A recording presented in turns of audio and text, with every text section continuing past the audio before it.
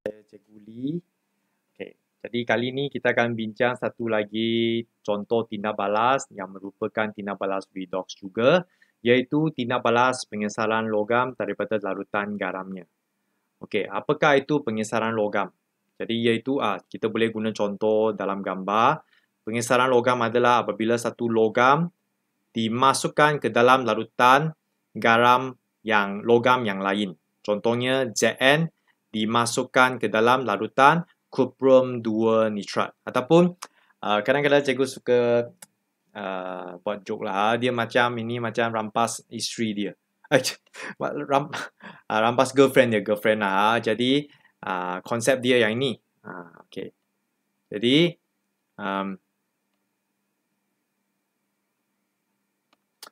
konsep dia logam yang lebih elektropositif dia berupaya menyesatkan logam yang kurang elektropositif. Ataupun kadang-kadang saya kata logam yang lebih handsome dapat menyesatkan logam yang kurang handsome. Okay. Jadi kita tengok satu contoh melalui gambar di bawah. Senang saja. Okay. Pada suatu hari Zn perseorangan. Okay. Dia seorang.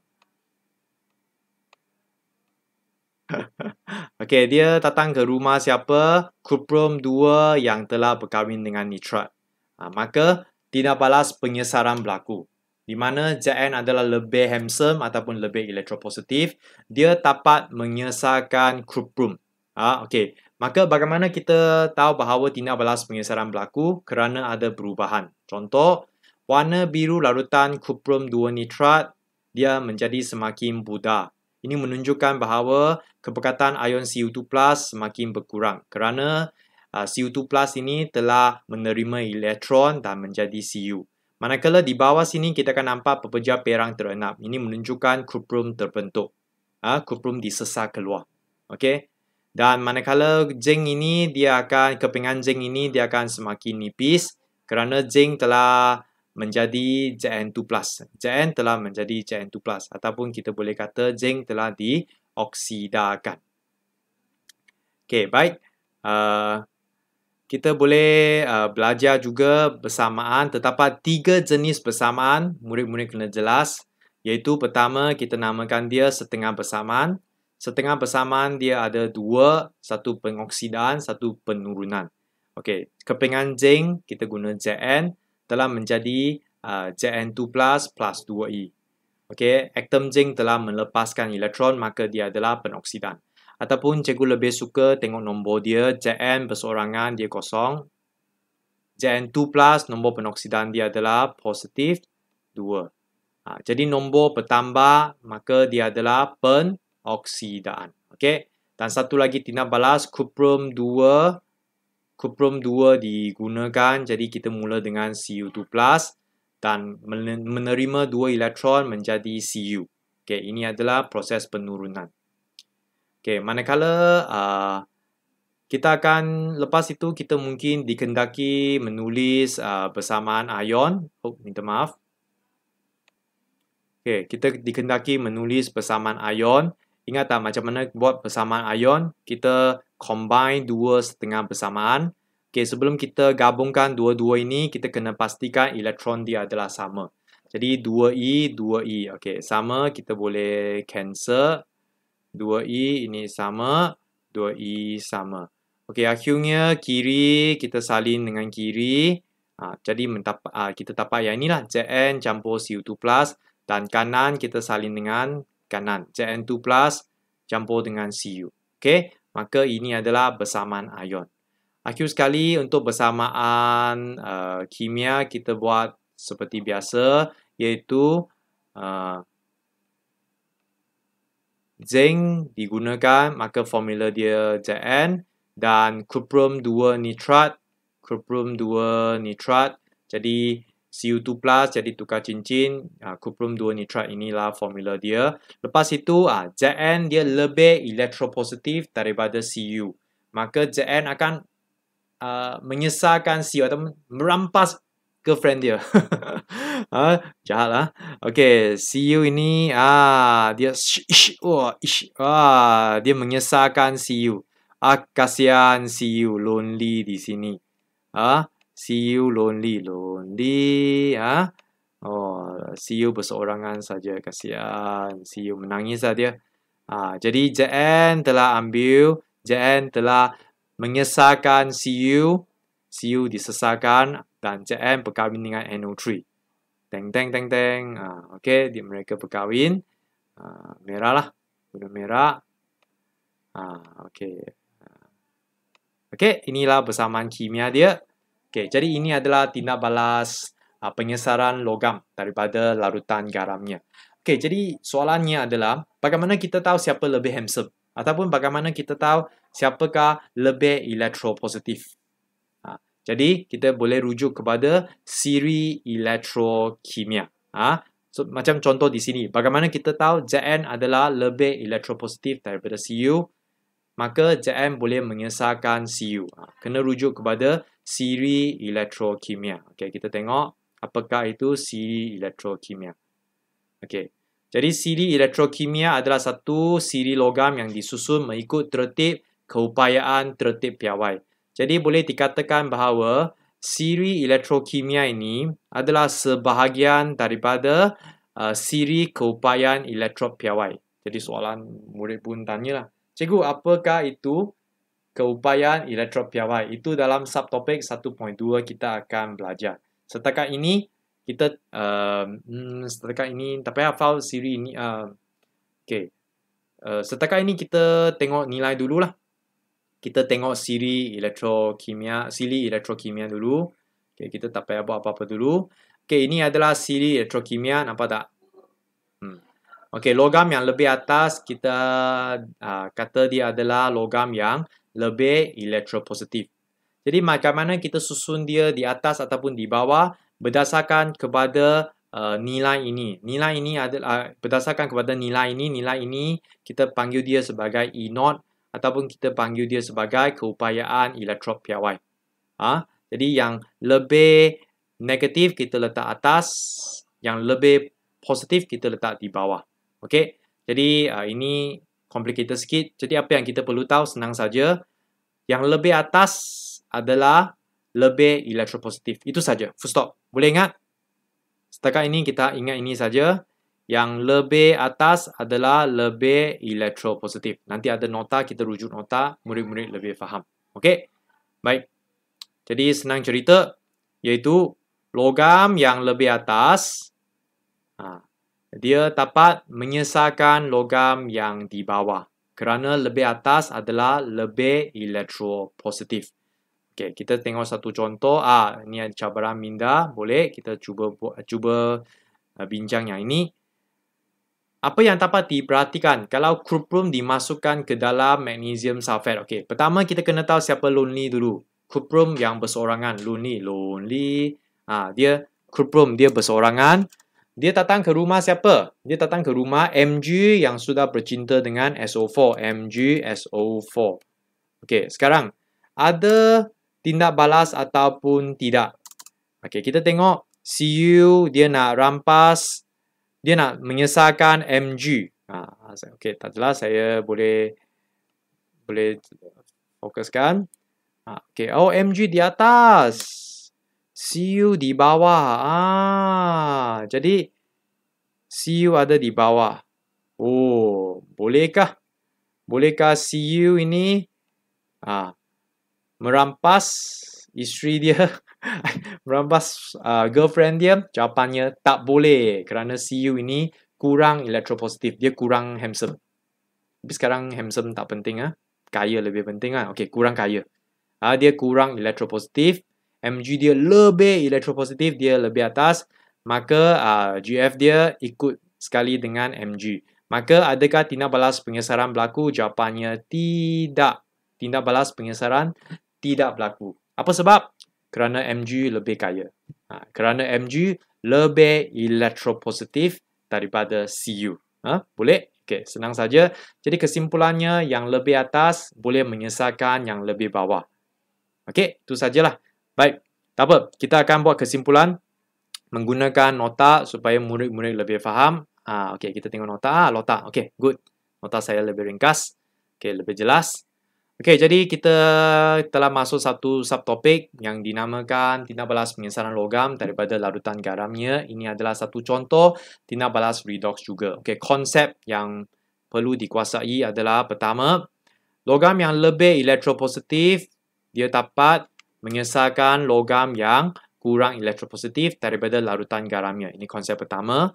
Apakah maksud ke elektropositifan? Iaitu kecenderungan ataupun kebolehan atom membebaskan elektron dan membentuk kation ataupun membentuk ion positif. Itu adalah maksud ke elektropositifan.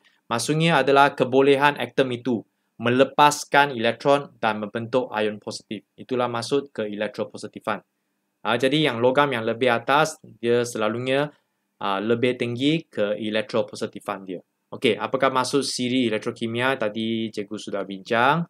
Iaitu satu susunan logam mengikut tertib keupayaan elektron piawai dari paling negatif, atas itu paling negatif, kepada paling positif. Dia adalah sebahagian daripada siri keupayaan elektron piawai yang kita akan belajar nanti dalam subtopik 1.2. Okey, jadi untuk topik ini, tindak balas pengesaran, murid-murid hanya perlu tahu ini adalah siri elektrokimia dan logam yang lebih atas adalah, ini yang kena tahu, perlu tahu saja. Okey, logam yang lebih atas adalah lebih elektropositif. Logam lebih atas lebih elektropositif. Highlight. Ui, minta maaf.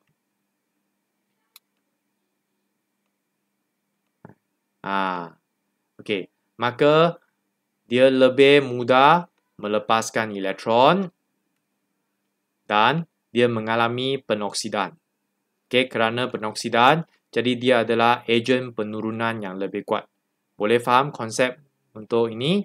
Okey, jadi yang lebih atas dia adalah lebih handsome. Macam inilah. Ataupun dia lebih elektropositif. Dan dia lebih senang melepaskan elektron dan dia lebih senang menjalankan penoksidaan. Kalau penoksidaan, ejen apa? Dia adalah ejen penurunan yang lebih kuat. Okey? So, simple konsep kali ini ada yang ini kena hafal sikit dah. Tak susah sangat. Okey, jadi kita tengok contoh yang kita lihat di dalam buku teks tadi. Okey, tuliskan setengah bersamaan. Jom kita ulang kaji sekali lagi.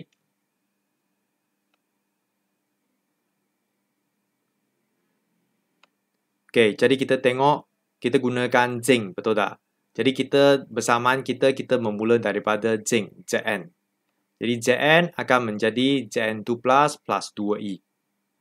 Okey, lepas itu setengah bersamaan yang satu lagi kita gunakan cuprum 2 nitrat. Jadi ion cuprum 2 yang wujud dalam larutan ini.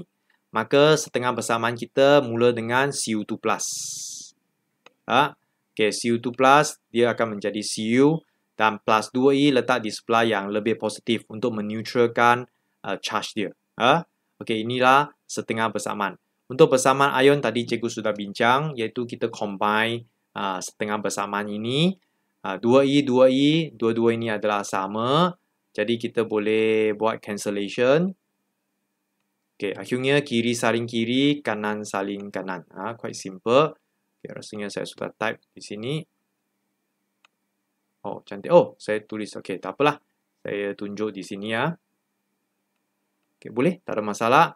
So, salin semula dua-dua setengah bersamaan. Kita potong E dia. Akhirnya kiri saling kiri, kanan saling kanan.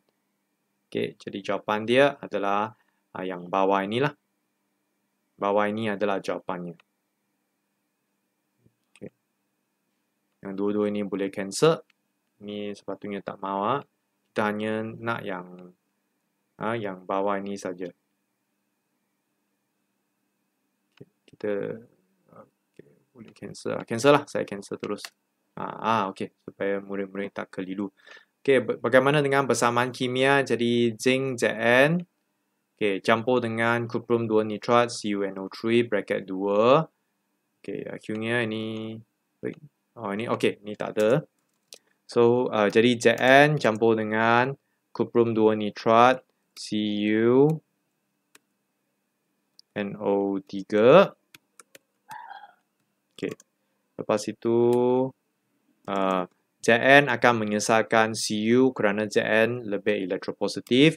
Jadi Zn akan berkahwin dengan girlfriend dia, GF dia.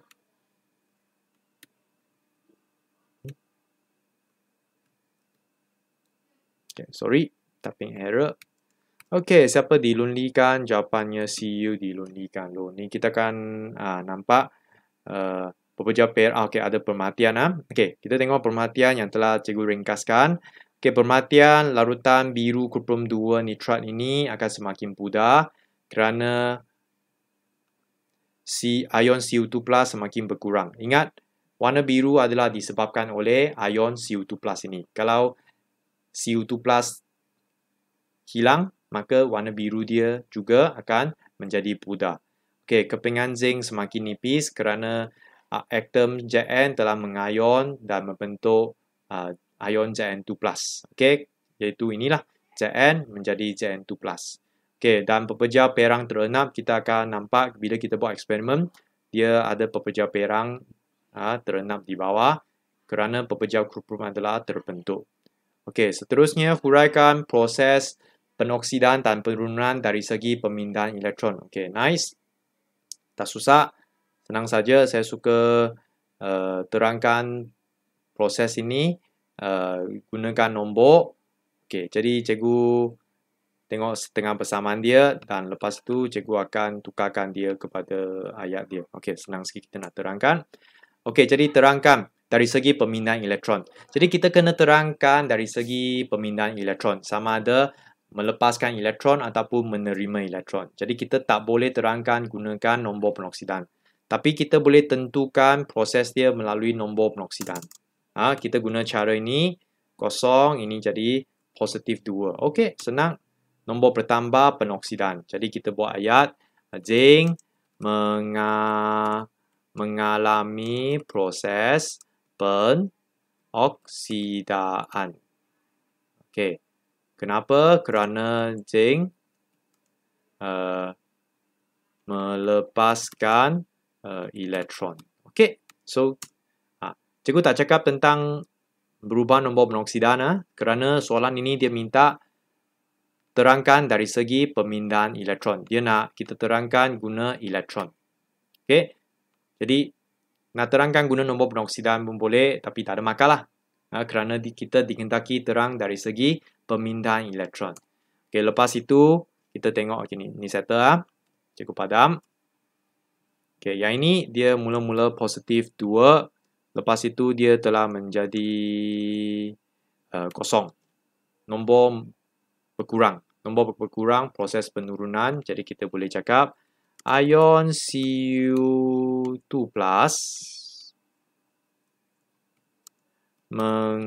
what is that?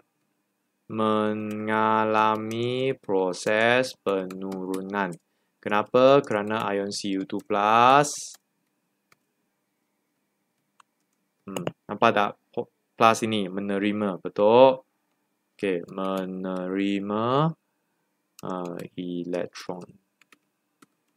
Okey, settle 4 markah. Topik ini senang dapat markah. Okey, 4 markah, settle, selesai. Highlight.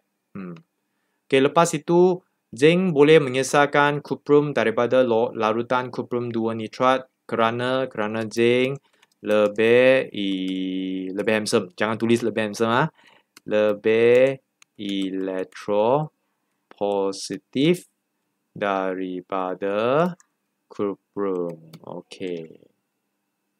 Last kali namakan. Berhati-hati namakan. Namakan ejen penoksidaan dan ejen penurunan. Okey, baik. Zinc mengalami penoksidaan, jadi zinc adalah ejen penurunan. Namakan, jangan guna formula. Zinc jawapannya. Okey, untuk ini ion Cu2+ mengalami penurunan, jadi dia adalah ejen penoksidaan. Jadi namakan ion kuprum 2. Okey, jadi ini adalah jawapannya. Okey, baik, itu saja untuk tindak balas pengesaran. Jadi saya rumus sekali lagi apa yang murid-murid kena tahu dalam topik ini, senang saja, iaitu logam yang lebih elektropositif boleh mengesahkan logam yang kurang elektropositif. Dan bagaimana kita tahu logam itu lebih elektropositif? Rujuk kepada siri elektrokimia, yang lebih atas adalah lebih elektropositif. Okey, itu saja. Sekian, terima kasih.